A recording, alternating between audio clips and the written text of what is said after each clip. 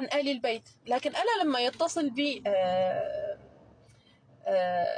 الإخوة من الأزهر الشريف ويقولون يعني ويتقدمون على أنهم في نصرة أهل البيت وفي محبة أهل البيت وفي التقريب بين المذاهب، فأنا أقول يعني هناك ناس تسعى إلى هذه المحبة وإلى هذه الأخوة، وهذا شيء جميل جدا.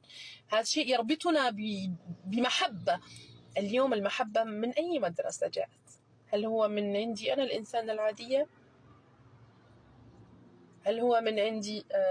لا، المحبة هو من آل البيت، المحبة من الحبيب محمد صلى الله عليه وسلم.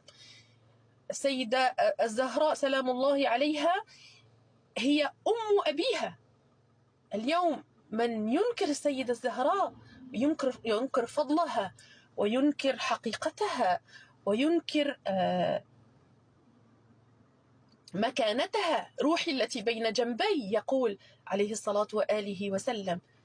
كيف لنا اليوم أن نقول أنه اتبع حقا؟ صعب الحقيقة، صعب.